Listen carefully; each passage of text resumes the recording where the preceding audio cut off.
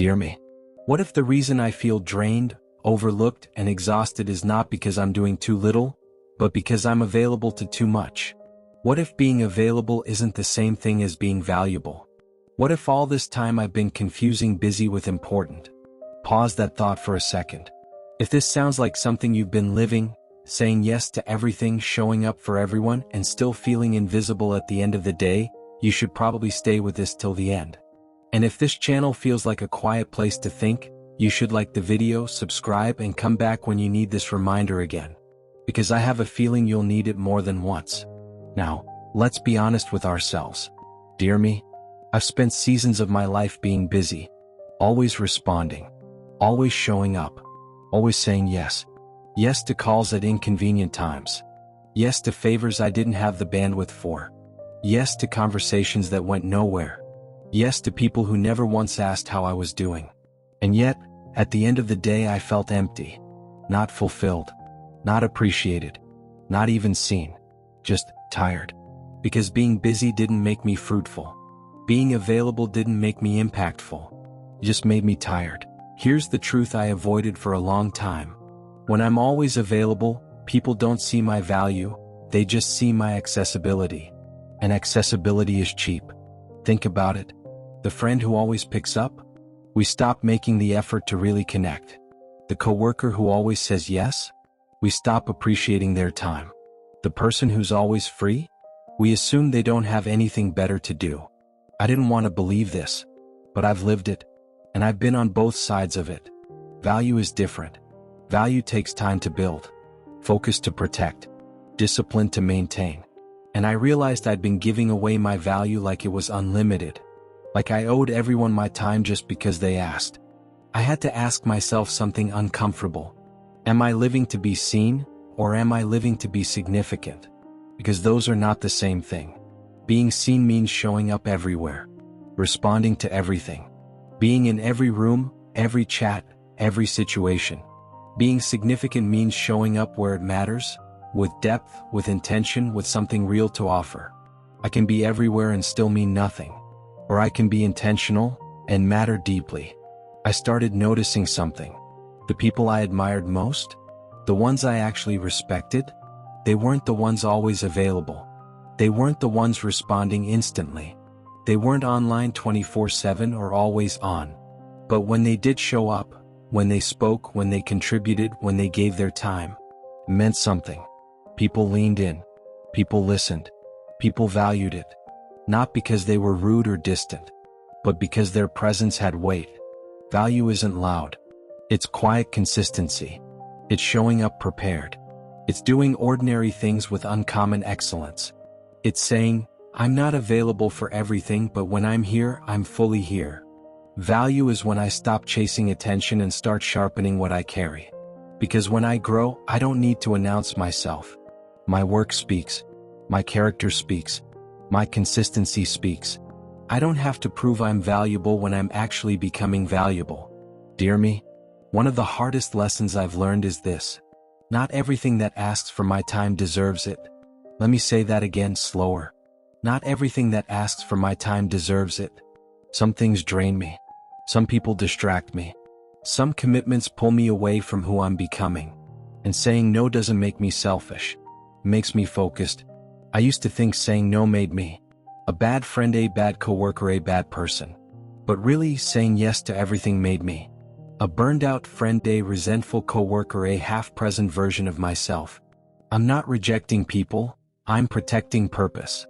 There's a massive difference between I don't care about you and I can't give you what you need right now because I'm honoring what I need. The first one is cruelty. The second one is maturity. Here's something simple but powerful. People respect what is scarce. They protect what is intentional. They value what has boundaries. When I'm always available, my presence loses weight. It becomes background noise. Expected. Taken for granted.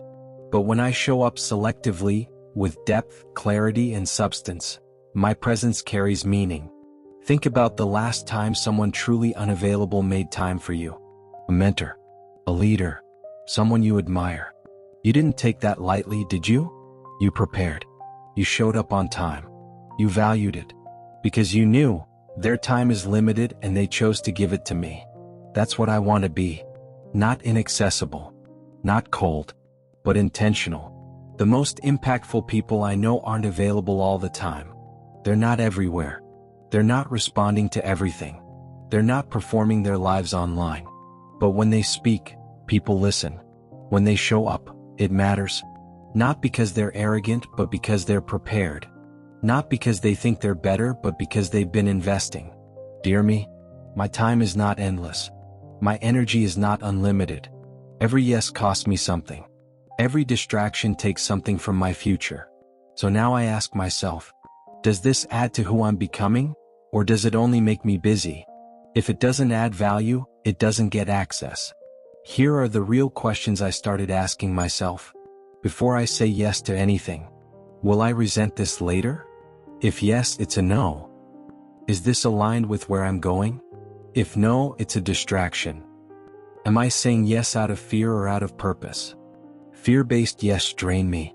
Purpose-based yes fuel me. Would I recommend this decision to my future self? If my future self would be frustrated, it's a no. Is this person respecting my time, or just assuming I'll give it? There's a difference between a genuine request and an entitled expectation. And here's what I learned. The right people don't punish me for having boundaries. The right opportunities don't disappear because I'm not available 24/7. The right relationships don't fall apart because I say, not right now. If someone gets upset because I'm not constantly available, they're not upset about me. They're upset because they can't use me. And that's not my problem to fix. Here's the part one wish I learned earlier. I don't need to chase opportunities. I need to become the kind of person opportunities look for.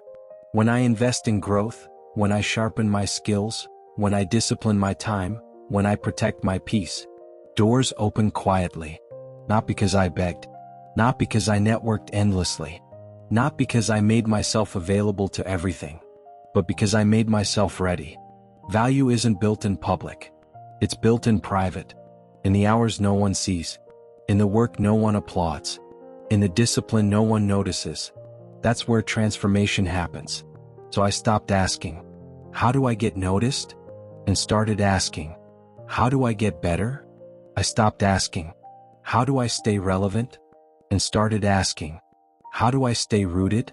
I stopped performing availability and started practicing depth. Because here's the truth. People will forget how fast I responded. But they'll remember the quality of what I brought. They'll forget how often I said yes. But they'll remember the depth I carried when I showed up. So now when someone asks for my time, I pause. I don't rush to say yes just to avoid feeling guilty. I ask myself, is this urgent or just immediate? Is this an investment or just a demand? Will I grow from this or just survive it? And I've learned that, let me check my schedule and get back to you, is a complete sentence. I've learned that, I'm not available right now but I can connect later this week, is not rude, it's responsible. I've learned that, I'm focusing on a few key things right now, is a perfectly valid reason to say no. And you know what happened? I became less available. And more valuable. I started investing in learning skills that matter, building something meaningful, protecting my mental space, deepening a few key relationships instead of maintaining 100 shallow ones. And the people who mattered? They respected it. The people who didn't? They left. And honestly, that was the filter I needed. I don't need to be everywhere. I need to be aligned. I don't need to be constantly available. I need to be deeply valuable. So today I choose focus over noise, growth over approval, purpose over pressure. And I trust that when I show up, it will matter. Because here's what I know now. I'm not here to be convenient. I'm here to be consistent. I'm not here to be accessible to everyone. I'm here to be present for what matters.